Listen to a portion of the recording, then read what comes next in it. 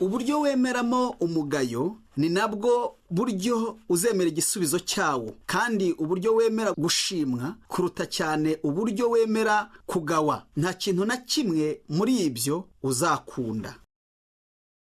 Ikaze mu nyigisho mpinduramitima z'ijambo ry'Imana twumva mu kiganiro Nkoraho Mwami, tukaba tuzigezwaho na Dr. Charles Stanley. Uwo mukorana agushyize ku ruhande kugira ngo akubaze uko wahitamo kwambara, cyangwa inshuti yawe ifite ikibazo ku bijyanye n'ibigutera intege mu mugambi w'ivugabutumwa, cyangwa uwo mwashakanye yerekanye ko atemera imyitwarire yawe mu baturanyi bawe mu gihe cy'urugendo rw'ikiruhuko, wabyifata mute? Benshi muri twe iyo bahuye n'ibi bibazo nk'abantu batakijijwe, kubyibazaho kandi bishobora kubatera uburakari. None kuri wowe wumva bimeze gute? Uyu munsi Dr. Charles Stanley aratwigisha uko twakwihanganira umugayo dushima. Igihe twiga uburyo bukwiriye twakoresha kugira ngo dukosore abandi, bishobora kugira akamaro kanini mu gukura kwacu mu by'umwuka. Twumve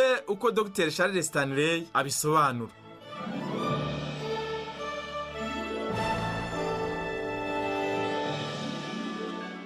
Twitwara gute mu gihe cy'umugayo?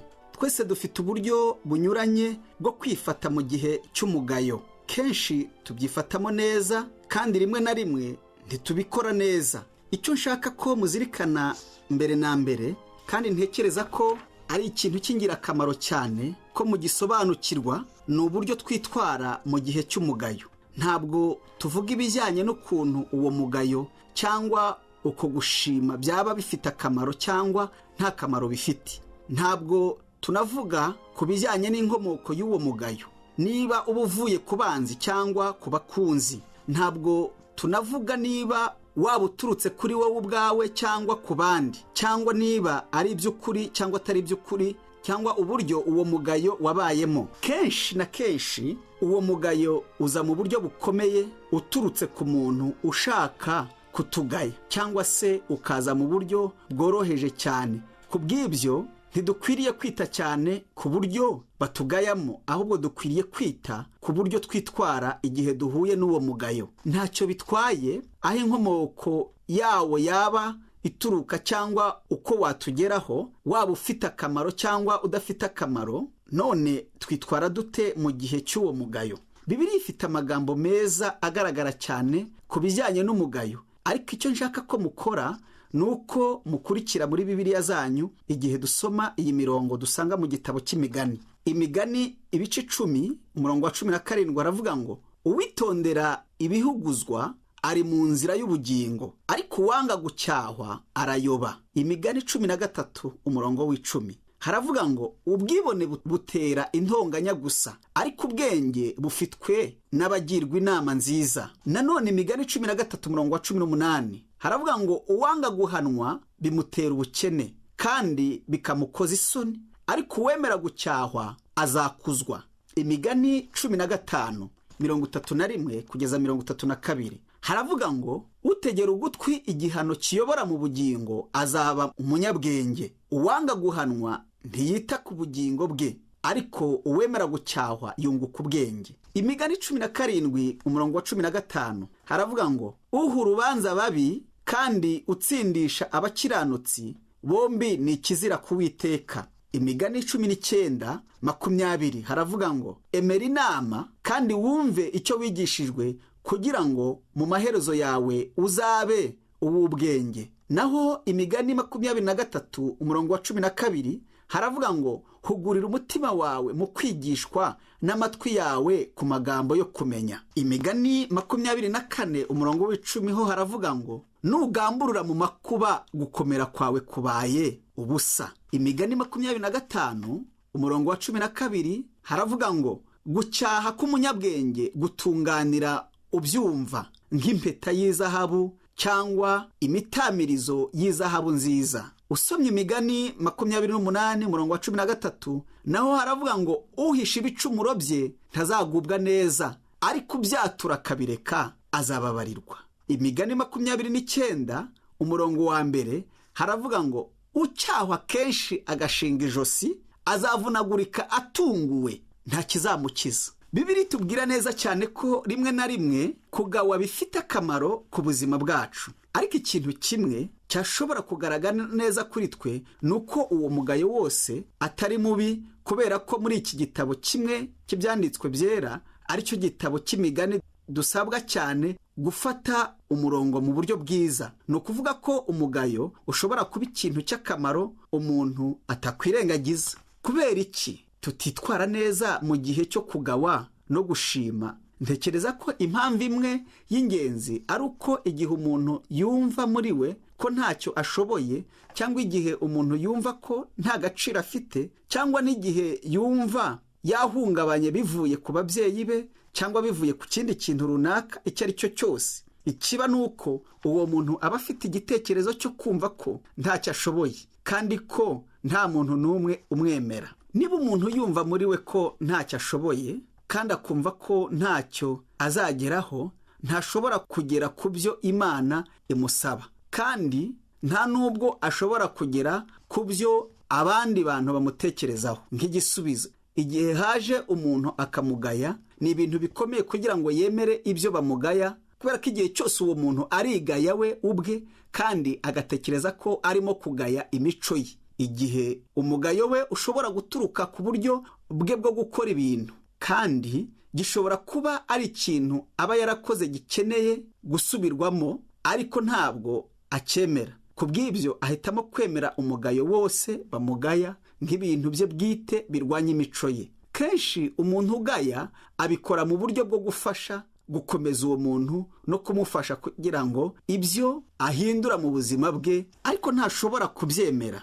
Aba yaramaze guhungabana ku buryo bwose bw'umugayo bumugeraho nk'ikimenyetso cyo kwangwa. Ubu unyumve neza, niba udashobora kwemera kugawa kandi amarangamutima yawe akaba yarakomerekejwe n'ikintu cyabaye mu minsi yashize, ukaba utazi uburyo wabyifatamo, igikurikira ni uko buri gice cy'ubuzima bwawe kizahura n'ibibazo, kubera ko nta muntu n'umwe muri twe utunganye. Twese dukora amakosa, kandi twese dukeneye umuntu wo kutwereka ibice bimwe na bimwe by'ubuzima bwacu bikeneye guhinduka ku buryo tubasha kwitwara neza igihe batugaye. Imwe mu mpamvu y'ingenzi ituma umuntu adashobora kwemera kugawa ni ukumva ko ntacyo ashoboye. Impamvu ya kabiri ni uko aba ashaka kugira imyitwarire izira inenge. Icyo nshaka kuvuga ku byerekeranye n'ubuziranenge ntabwo ari ukuvuga ko uwo muntu aba akora ibintu mu buryo bwiza buzira inenge, ahubwo ni ukuvuga ko uwo muntu aba atari imbata y'ikintu agambiriye kugeraho cyo mu rwego rwo hejuru, kandi ugasanga icyo kintu kitari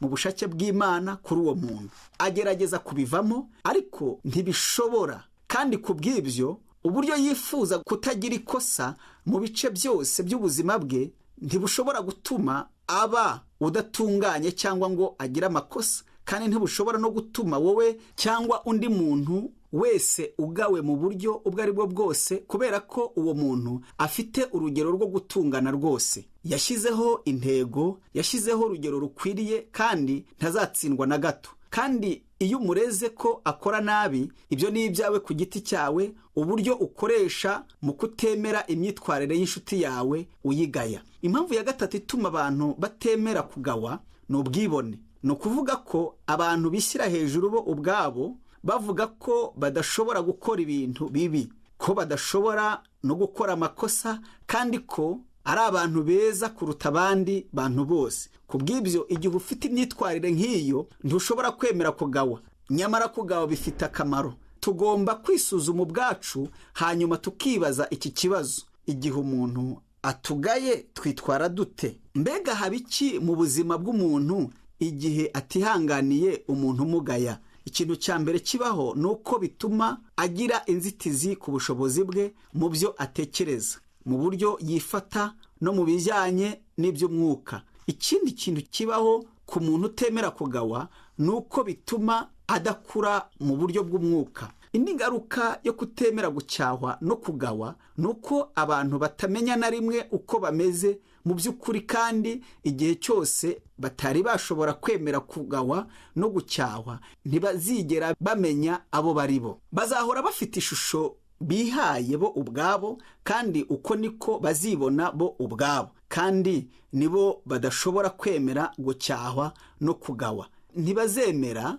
ibitekerezo binyuranye n'ibyabo, ntibazumva inama z'ubwenge, kandi bibanda ku bitekerezo byabo. None wabaza ngo bakora iki? Bahagarika ugukura mu buryo bw'umwuka, kandi bahagarika uburyo biyumva bo ubwabo. Nta muntu n'umwe muri twe utubona nk'uko abandi bantu batubona. Abandi bantu batubonera kure, kandi bashobora kuducira imanza ku buryo bitugirira akamaro cyane, kandi ku bw'ibyo twese dukeneye kugawa no gucyahwa mu buzima bwacu. Ibyo ntibivuga ko kugawa bikwiriye kuba ibintu bibabaza gusa. Ntabwo bigomba no kuba ibintu by'ubugome cyangwa ibintu bitandukanye, ahubwo bishobora kuba ibintu byitondewe. Ariko ndatekereza ko twese twemera uburyo bumwe bwo gucyaha no kugaya, cyane cyane iyo ari ibintu dukeneye kugira ngo habeho guhinduka no gukosora ibitagenda neza, cyangwa ikintu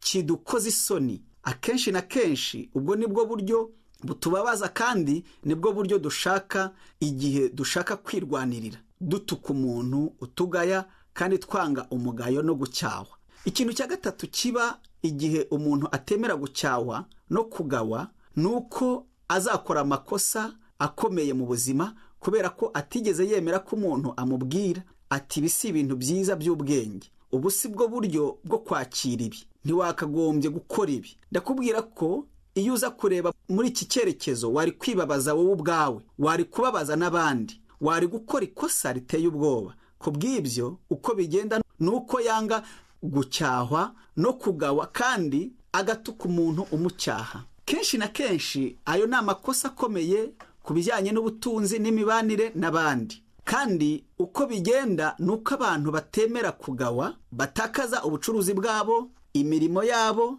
imibanire yabo n'abandi, n'imiryango yabo, kuko batemera ko hari umuntu ushobora kumenya ikintu bakeneye kumenya, kandi ntibashobora kubyemera. Kuri bo ni uko badashobora kwihaza bo ubwabo. Ndi hano ngira ngo nkubwire yuko twese mu buzima bwacu dukeneye ko hagira umuntu utwereka ikintu gikwiriye guhinduka mu buzima bwacu. Uko niko umwuka wera utwemeza ukora. Kenshi umwuka wera uzakoresha umuntu kugira ngo atwereke ikintu gikwiriye guhinduka mu buzima bwacu. Dukunda ko kandi umwuka wera akoresha abantu badukunda kandi bitonda kandi badukomeza, ariko rimwe na rimwe ntidukunda ko umwuka wera akoresha n'abanzi bacu. Akenshi abanzi bacu nibo batubwira ibintu. Imana izabakoresha kugira ngo duhagarike, dutekereze kandi tugenzure aho turi mu buzima. Umuntu udashobora kwemera umugayo agira inzitizi mu mibanire ye n'abandi bantu, mu kazi ke, mu butunzi bwe no mu mibereho ye yose, kandi azababara. Kugira ngo ibyo bisobanuke neza, nshaka kukubaza iki kibazo: ni gute umuntu yagombye kwitwara mu gihe cy'umugayo? Waba ufite ishingiro cyangwa nta shingiro ufite, aho waba uva hose nuko twakumva ku buryo twawufata. Hari ibintu byinshi nshaka kuvuga, kandi nshaka ko mubifata nk'ibyanyu, kandi nshaka ko mwibaza ikibazo. Nimumara kumva iki kiganiro, mugire ubwenge bwo kwicara hasi, hanyuma mwibaze muti: ngiye kwiga uburyo ngiye kwitwara kuri buri kibazo cyanjye n'umugayo ungeraho, cyangwa kwishimwe ringeraho. Muravuga muti: ariko ntimuzi ibyo bavuze, kandi ntimuzi ko byatugize. Icyo si cyo kibazo. Ikibazo cya mbere cyo gucyahwa no kugawa nticyagombye na rimwe kuba kwanga ugucyashye cyangwa umugayo, gutukana no kwirwanirira mwebwe ubwanyu. Igihe wumvise kugawa ubibwiwe n'umuntu, kandi ukumva by'umwihariko ko ari ibintu bibabaza cyane, ibaza iki kibazo: mbese ibi birashoboka ko ari ukuri kuri njye? Icyo ni ikibazo cyoroshye buri wese akwiriye kwibaza, kugira ngo abanze asuzume neza ibyo yabwiwe ko ari ukuri. Niba wowe nanjye tugiye gukura mu buryo bw'umwuka, icyo ni ikintu cy'ingenzi gikwiriye kuturanga, ari cyo umwuka wo kumenya. Uwo mwuka utuma tuvuga tuti: nibyo, dushobora kuba twibeshye, cyangwa ngo mbese nkeneye gusuzuma ibice bimwe bigize ubuzima bwanjye ku kintu runaka. mbese uriya muntu ugerageza kumbwira biriya ninde? Ikintu cya kane gituma byumvikana neza ko dufite umwuka wo kumenya ni uko tuzavuga tuti mbese Imana hari ikirimo itubwira ku bijyanye n'ubuzima bwacu. Icyo muba mukoze ni uko muba mukinguye imitima yanyu, ntabwo muba mwanze gucyahwa cyangwa kugawa, ntabwo muba kandi murimo mugerageza imyitwarire yabo ndetse n'ibibasunika mu gukora ibyo. Nk'abanyabwenge ndatekereza ko ari ibintu byiza niba mushobora kumenya ko umuntu afite impano y'umwuka wera ibasha kubagaya kugira ngo mwikosore. Nk'umusore, iyo ntunganije ikintu hanyuma umuntu akambwira ati urabizi uko siko bigenda, cyangwa akavuga ati ibyo ntabwo biteguwe neza, ikibazo cyanjye cya mbere cyari gikwiriye kuba mbese ni impano ye y'umwuka ibimbwiye. Niba uwo muntu afite impano yo gutunganya ibintu, ntibisanzwe ko areba niba nshobora kuba nabikoze neza. Niba dushimye umuntu biba bivuye ku mpano yacu y'umwuka wera, kandi iyo tugaye umuntu cyangwa tumucyashye bitugiraho ingaruka, kubera ko izo mpano z'umwuka wera yaduhaye nizo zidushoboza kugira ibyo tuvuga no kugira ibyo dukora. Ku bw'ibyo, niba nshaka kwitwara neza ku bijyanye n'umugayo mu buryo bukwiriye, nkwiriye kwibaza iki kibazo: mbega umuntu ngaya afite iyihe mpano y'umwuka, kandi n'iki gitumye akora ibyo? Ubu ikintu cy'ingenzi nakagombye kuvuga igihe umuntu angaye, mbega nifata nte? Ubu nibwo buryo bw'ubwenge bwo kwifata cyangwa bwo gusubiza.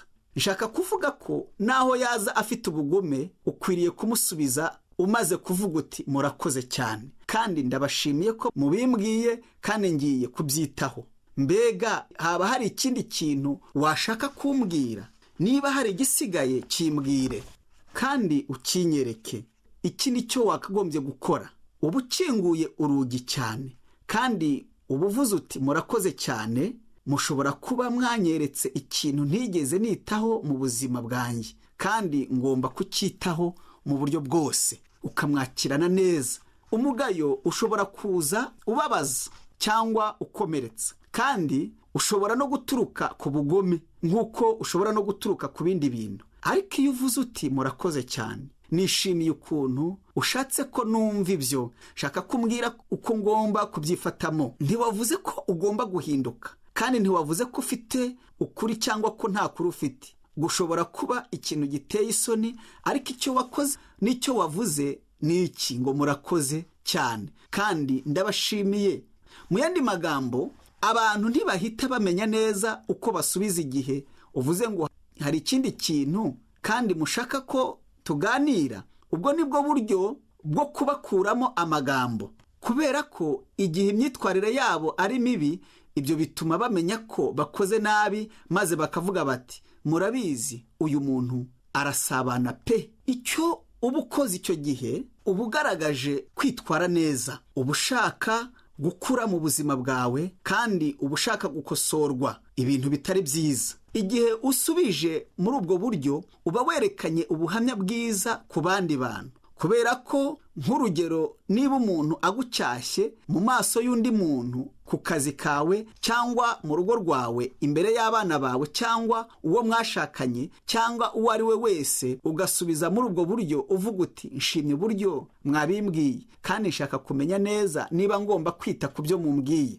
Watanze ubuhamya bwiza butangaje bw'imibereho yawe n'Imana. Ushobora kuvuga ko uri kure cyane mu bijyanye no gukura mu migendanire myiza yawe n'Imana kuruta uko wakwirwanirira wowe ubwawe. Ushishikajwe n'imigendanire yawe n'Imana kuruta uko washishikazwa n'ibyawe. Ni ubuhamya butangaje igihe utanze umugayo ukemera gucyahwa, ntutuke umuntu n'umwe cyangwa ngo wirwanirire. Uvuga muri make uti mwakoze cyane, nshimye uko mwabimbwiye, kandi ngiye gufata uyu mugayo nk'isomo kugira ngo mbashe gukura mu by'umwuka mu buzima bwanjye. Uburyo bwiza bwo gusubiza cyangwa kwitwara mu gihe cy'umugayo ni ukuvuga ngo uvuze ukuri: nshaka ko umbabarira, ndiseguye, kandi urabizi ko ngiye gukora ibishoboka byose kugira ngo ibyo umbwiye ntibizongere kuba. Ubu ni bwo buryo bwo gusubiza mu gihe cy'umugayo. Umuntu ubaho iminsi yose aba ashaka kwemerwa no gushimwa, tugiye kureba uburyo umuntu yakwifata mu gihe cy'umugayo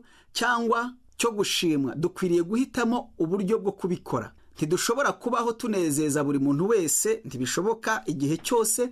Nta nubwo hariho uburyo buriho mu isi bwo kunezeza abantu bose igihe cyose, kubera ko ushobora kubanezeza uyu munsi ariko ejo ntubanezeze. Uyu munsi baragukunda, ejo bakakwanga kandi bakagira icyo bakugaya. Ku bw'ibyo icyo dukwiriye gukora ni uguhitamo uko dukwiriye kwitwara mu buzima ku bijyanye n'ibyo duhura nabyo. Tuzihanganira umugayo mu kuvuga tuti murakoze cyane, kandi dushaka kumenya niba dukwiriye kwita ku byo mwatubwiye, cyangwa tuti turiseguye, mufite ukuri. Dushaka gukora ibishoboka byose kuri ibyo byatuma ibintu bitagenda neza mu buzima bwacu. Nyuma y'ibyo ni iki kindi cyo kuvuga? Twese ntidutunganye kuko dukora amakosa, kandi twese dukora ibyaha. Twese tuvuga ibintu bibabaza abandi bantu, kandi dukora ibintu badasobanukirwa, hanyuma nabo bakadukorera ibintu byose nk'ibyo tubakorera. Ku bw'ibyo, aho kureka ibyo bintu biba uruhererekane, twemera ko tudashoboye, ko dukora amakosa, ko tutavuga ibintu twakagombye kuvuga, kandi ko tureba ku bintu tutakagombye kureba. Ku bw'ibyo, ishusho yacu ubwacu ntishingiye ku gushimwa cyangwa ku kwemerwa, ahubwo ishingiye ku mibanire yacu myiza na Yesu Kristo. Niyo mpamvu iyo duhuye n'umugayo cyangwa gucyahwa, dukwiriye kubyihanganira mu buryo bw'ubwenge kandi no mu buryo Imana ishaka. Imana ibaha umugisha.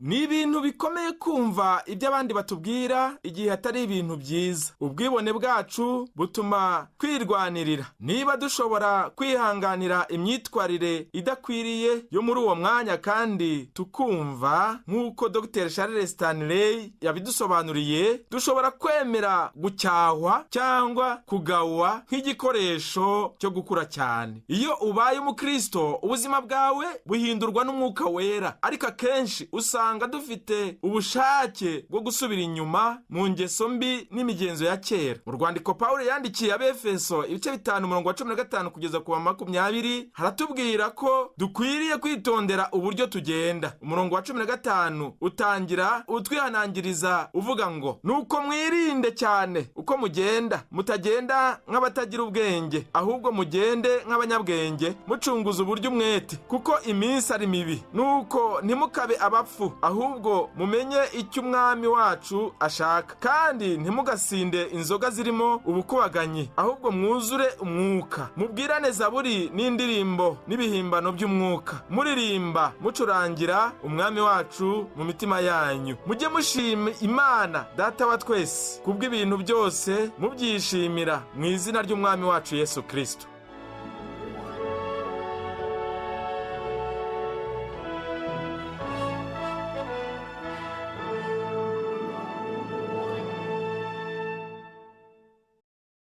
Dukora ku mitima yabo mu isi bose, dufite ubutwari buva ku Mana n'imbabazi ku bantu. Inyigisho za Dr. Charles Stanley mukaba muzigezwaho mu kiganiro Nkoraho Mwami. Nshuti mwene data wumva iki kiganiro Nkoraho Mwami, turizera ko ukomeza kwakira inyigisho z'ingirakamaro muri kino kiganiro. Ukaba rero ukigezwaho na Radio Umucyo, ni ku munsi wa kabiri isaha ya 9:00 z'umugoroba. Niba rero wifuza kugikurikirana, kugira icyo wabaza cyangwa se kuduha ubuhamya bw'ibyagufashije, wabariza kuri Radio Umucyo ikorera hano i Kigali mu karere ka Nyarugenge, mu nyubako ya City Plaza etage ya 6 ku muhanda wa Commercial Street, inimero 70. Ushobora kandi guhamagara kuri telefone yo mu biro, inimero 34 Mushobora kandi no kohereza ubutumwa bugufi kuri iyi telefone igendanwa 078 30 86 49 2. Ushobora kandi no kohereza ubutumwa kuri iyi email umucyo fm@yahoo.fr. fr. muhawe ikaze mwese.